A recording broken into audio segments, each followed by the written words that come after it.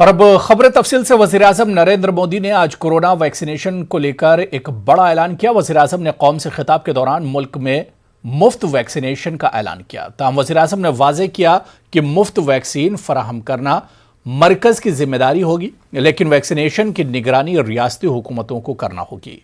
PM ने 21 जून से मुफ्त वैक्सीनेशन शुरू करने का ऐलान किया।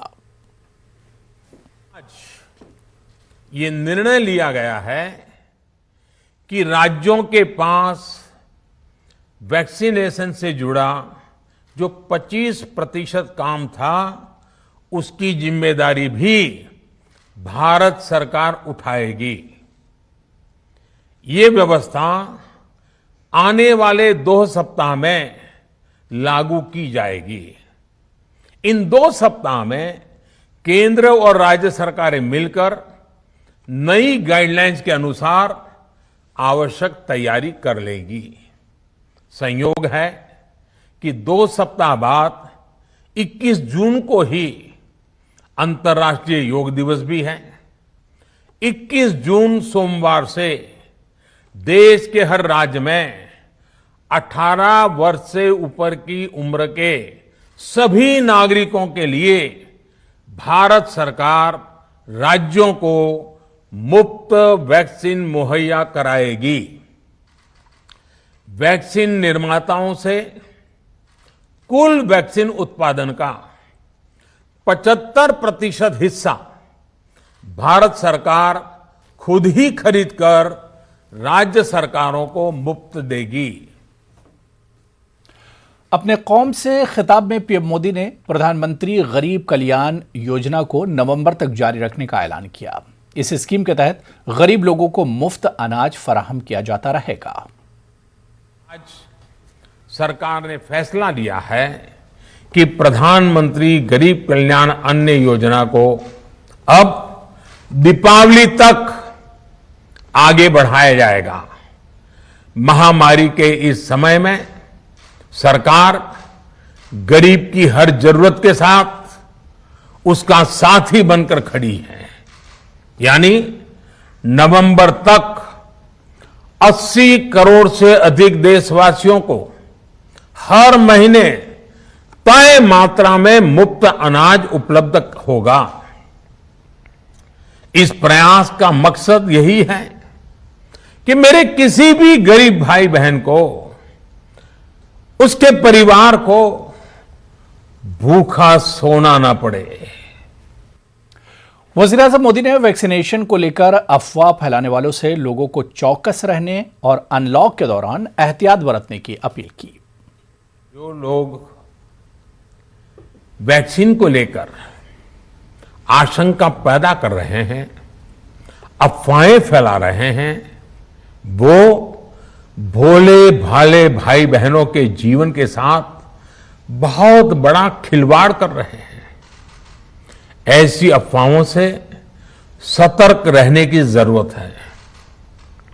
मैं भी आप सबसे, समाज के प्रबुद्ध लोगों से, युवाओं से अनुरोध करता हूं कि आप भी वैक्सीन को लेकर जागरूकता बढ़ाने में सहयोग करें। अभी कई जगहों पर कोरोना कर्फ्यू में ढील दी जा रही है, लेकिन इसका मतलब ये नहीं कि हमारे बीच से कोरोना चला गया है। हमें सावधान भी रहना है और कोरोना से बचाव के नियमों का भी सख्ती से पालन करते रहना है। मुझे पूरा विश्वास है हम सब कोरोना से इस जंग में जीतेंगे। भारत कोरोना से जीतेगा। चलिए आगे बढ़ेंगे। 2 माह के मुसलसल लॉकडाउन के बाद औरंगाबाद शहर को अब पूरी तरह अनलॉक कर दिया गया है। जिला कलेक्टर सुनील चौहान ने जारी करदा आलामिया के मुताबिक औरंगाबाद शहर से लॉकडाउन हटा लिया गया है। ताहम औरंगाबाद के मज़ाफ़ात में सुबह 7 बजे से लेकर शाम 5 बजे तक ही कारोबार की इजाज़त रहेगी। जिला कलेक्टर के मुताबिक शहर अनलॉक जरूर हुआ है, लेकिन शहरियान को समाजी फासले और कोरोना गाइडलाइन का पास रखना होगा। कारोबार शुरू होने से ताजिरों ने राहत की सांस ली, ताहम कर्ज के बोझ से कारोबारी परेशान हैं। 2 महीने से कारीगर की परिस्थिति बहुत ख़राब है सर।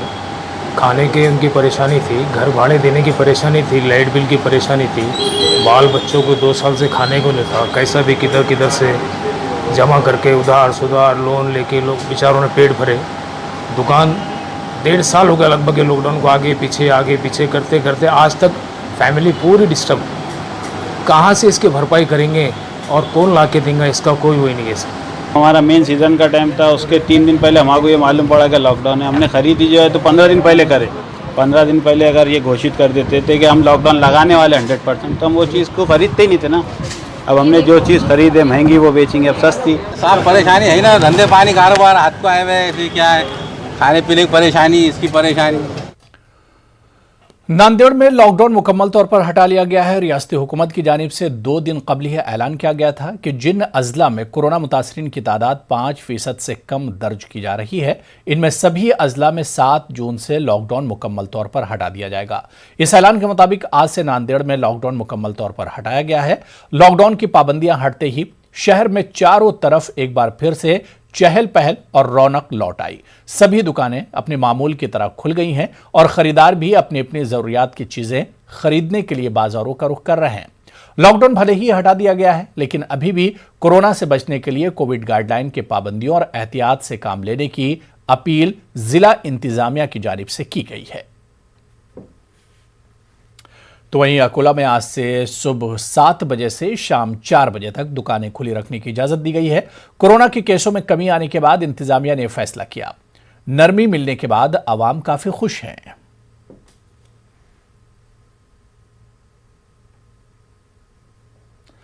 कोरोना के मौजूदा हालात में जरूरतमंद मरीजों को खून की कमी के मसाइल का सामना करना पड़ रहा है।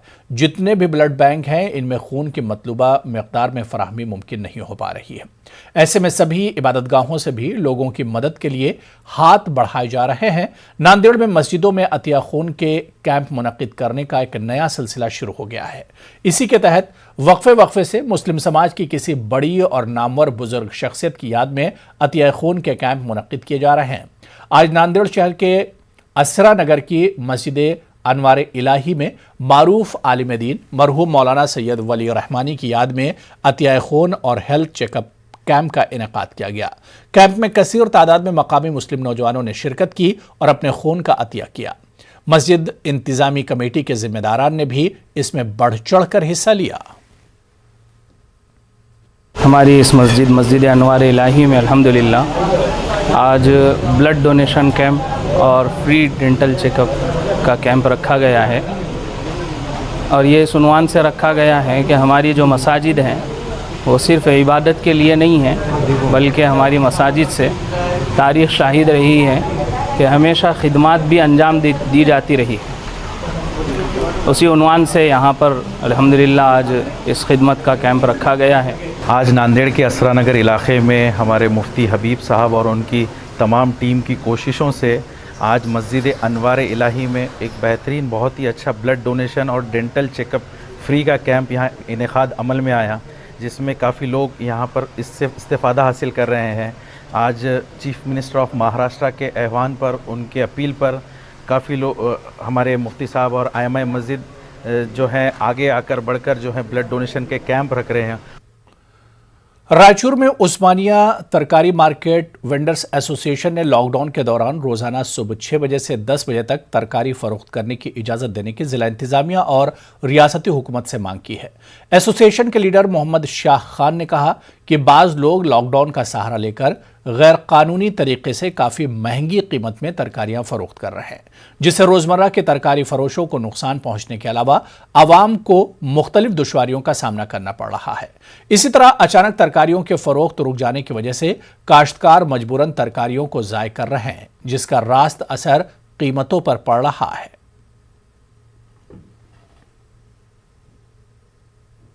हमारा डिमांड ये है, सुबह है ना 6 बजे से 10 बजे तक टोटली खुला रखो, क्रिकेट देना। 3 दिन एक टाइम खोले तो क्या बसता, क्या होता? खोले तो भी लॉकडाउन उनका एक हमारा गेट का खोले तो कहते होंगे लॉकडाउन हमारे के उनके, हमारी मार्केट पूरी बंद है, वहाँ एक ही चालू है वहाँ, और होलसेल भी चालू। होलसेल तो है ना रात के 10 बजे से चालू होता व्यापार। माल मंगा रहे दे रहे, उन्होंने माल नहीं मंगा को दिया तो ये व्यापार कैसे होता? कोई पूछने वाला नहीं, कोई पूछने वाले नहीं है इनको। इसलिए सिटी म्यूनसिपालिटी सब है ना फेलर है ये। दिल्ली की तारीखी जामा मस्जिद खस्ता हाली की शिकार है। मस्जिद में कई जगह पत्थर टूट रहे हैं और दरारें पड़ रही हैं। हाल ही में मस्जिद के मीनार का एक पत्थर टूटकर गिरा, जिससे एक बड़ा हादसा होते होते टल गया। ऐसे हालात में शाही इमाम अहमद बुखारी ने वज़ीर आज़म मोदी को खत लिखा है, जिसमें महकमा आसार कदीमा को तरजीही बुनियाद पर जामा मस्जिद की तज़ीनकारी करने का हुक्म देने की वज़ीर आज़म से अपील की है।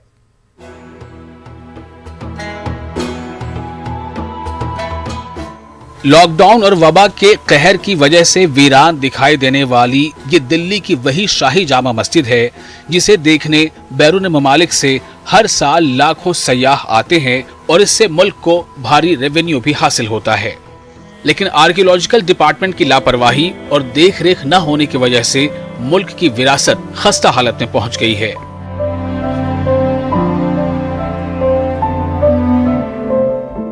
जामा मस्जिद के इस मीनार की हालत देखिए, किस तरीके से पत्थर बीच में से ही टूट गया है। इस छज्जे का पत्थर तो पूरी तरह गिरकर खराब हो गया। जामा मस्जिद के गेट नंबर 3 के ऊपर बने गुंबद में संगमरमर के पत्थर की 3 बुर्जियां गायब हो चुकी हैं। लाल पत्थर पानी रिसने की वजह से टूट टूट कर गिर रहा है। छत और दीवारों में दरार पड़ गई है। हालात की नजाकत को देखते हुए शाही इमाम अहमद बुखारी को वजीर आजम मोदी को खत लिखकर गुहार लगानी पड़ी है कि स्पेशल केस के तौर पर जामा मस्जिद की मरम्मत शुरू कराई जाए। अब पिछले दिनों अभी 2 दिन पहले मीनार के कुछ पत्थर गिरे हैं और इसके अलावा भी कभी कहीं से पत्थर गिर जाते हैं, कभी कहीं से पत्थर गिर जाते हैं।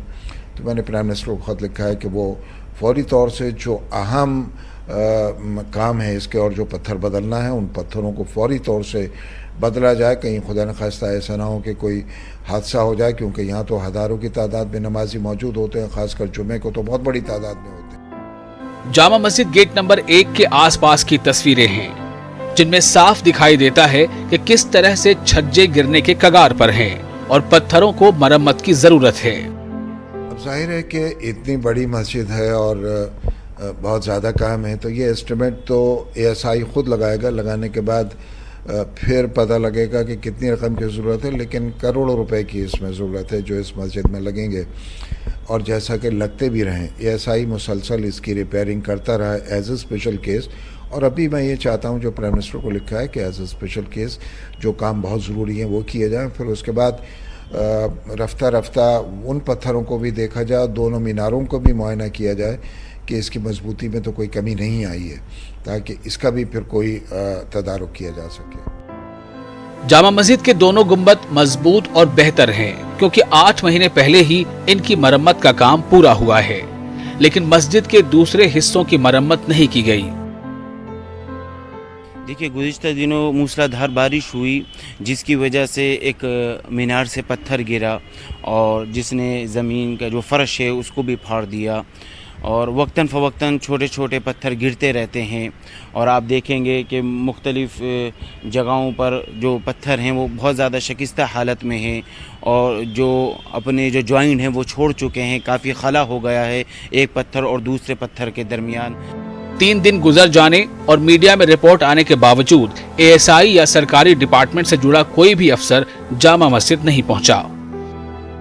अब तक उन लोगों का कोई राब्ता नहीं हुआ, बल्कि हमने ही ऑफिशियली सबसे कांटेक्ट किया और इमाम साहब ने प्राइम मिनिस्टर को जो लेटर लिखा है उसकी सारी इन्फॉर्मेशन दीगर डिपार्टमेंट ASI और दिल्ली सर्कल जो ऑफिसर हैं उनको भी भेजा है।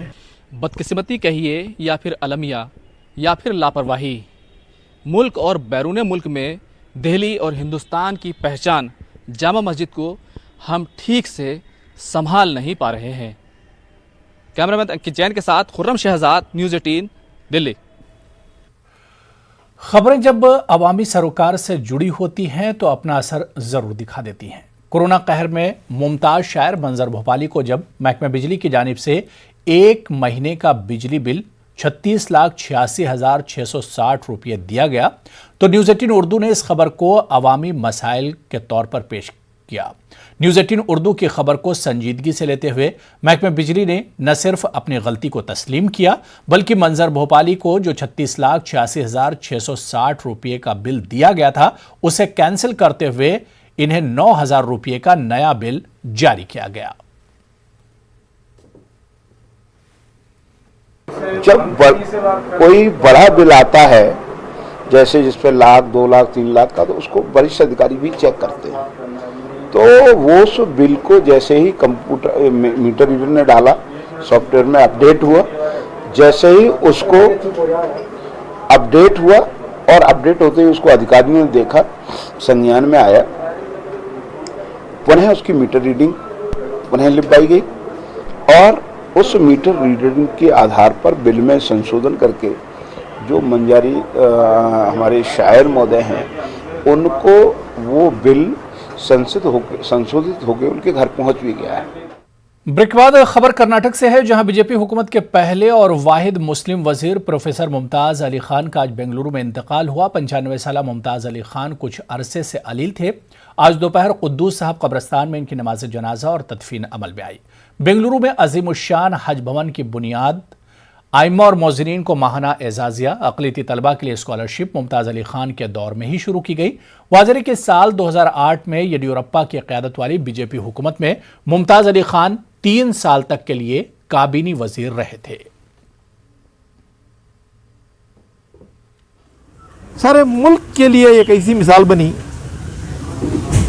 अल्लाह ताला चाहा तो बगैर एमएलए बनाए के, बगैर एमएलसी बनाए के, घर में बैठे हुए इंसान को बुलाकर कल जो है राजभवन को आ जाइए, वहां पे आपको हल्फ उठाना होगा, आपको मिनिस्टर बना रहा है। ऐसी मिसाल बहुत रेयर मिलती है हिंदुस्तान की पॉलिटिकल हिस्ट्री में। तो बने बहुत अच्छा काम किए, उनके सारे कामों को अगर हम गौर से देखेंगे तो सबसे बड़ा काम उन्होंने हज भवन का किया। हम जैसे सियासतदानों को बताया कि गुरुद्वारी क्या होती है, गुरुद्वारी के साथ भी सियासत की जा सकती है। उनके हमारे नज़रियाती इख्तिलाफात ज़रूर हैं, ज़रूर रहे हैं, लेकिन उसके बावजूद भी ज़ाती हमारे और उनके जो ताल्लुक़ात थे बहुत अच्छे थे और मुझे वक्त ब वक्त मेरे से वो टच में रहते थे, बात करते थे, कहते थे। मध्य प्रदेश में नाम बदलने की सियासत तो रुकने का नाम नहीं ले रही। एक जगह के नाम बदलने का तनाज़ा ख़त्म भी नहीं होता है कि दूसरी जगह के नाम बदलने की सियासत शुरू हो जाती है।